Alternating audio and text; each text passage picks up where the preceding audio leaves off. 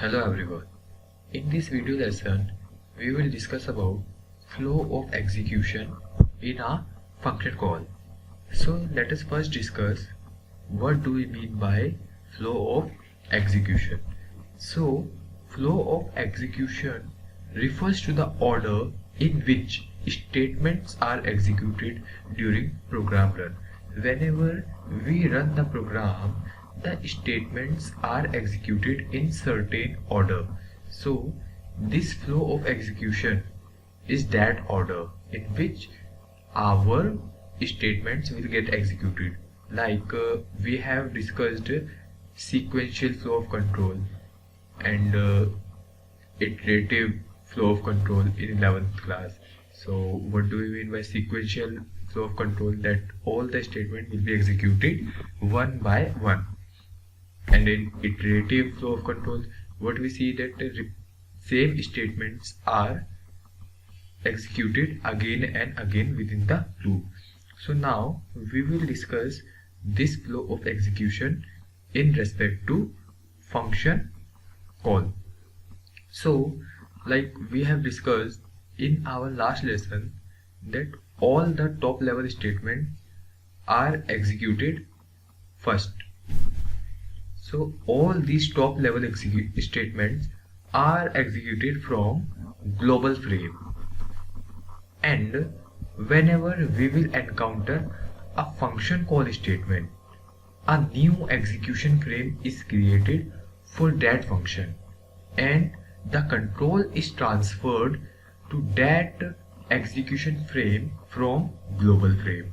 Now within this frame, the statement of that function are executed until return statement of that function is reached or last statement of that function is reached.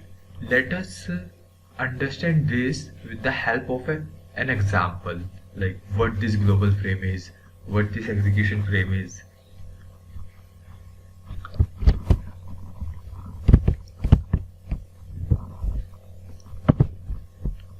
So I am using pythontutor.com to visualize this global frame execution frame for you. You can also use this website pythontutor.com. So I have written a small code for you. Now I will click on visualize execution.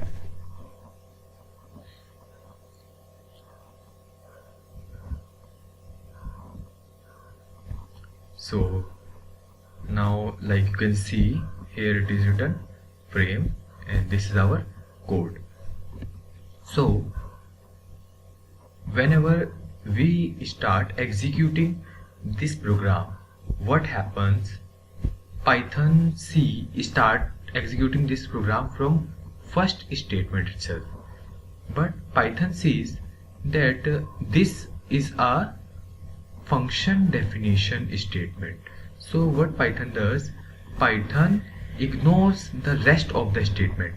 Like it will read this statement def sum a comma b colon, and then it will ignore all these statements and then it will come directly to top level statement. So like you can see it has created one global frame, and now the control has been transferred to fifth statement directly. All these statements are ignored. Now what Python did, Python will execute this statement I is equal to 10. So this will be executed in global frame because all these are top level statements. So this will get executed. One variable is created in this frame only. Again j is equal to 4. This statement get executed, and this variable get created in global frame. Now the next statement to be executed in the function call statement. So what we have discussed, that whenever we encounter a function call statement, our control will be transferred to execution frame of that function.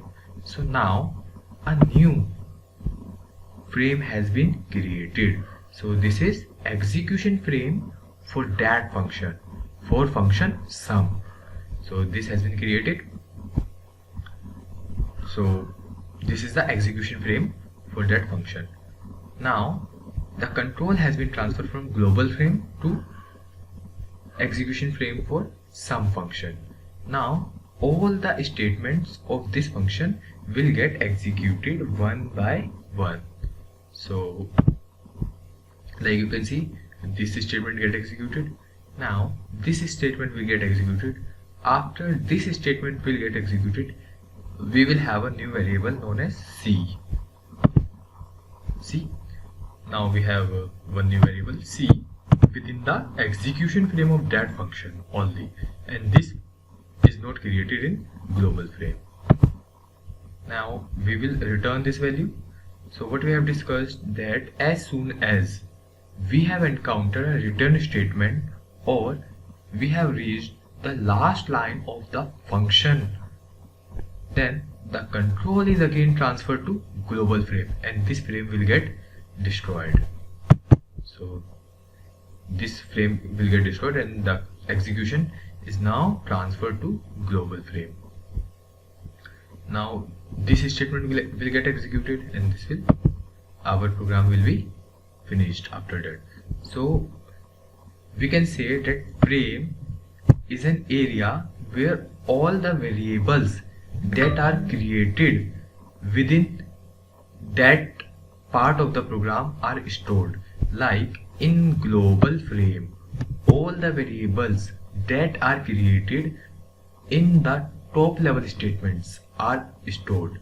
Similarly, in the execution frame for function sum, the variables that are passed to this function a and b that are being created in this function C are stored in that execution frame. So what we have learned so far, that when we call a function, a new execution frame is created for that function and it does contain some information like the name of the function, the values that are being passed to the function, the values that are being created within the function, and sometimes it does contain the information like what is the next instruction to be executed. Thank you.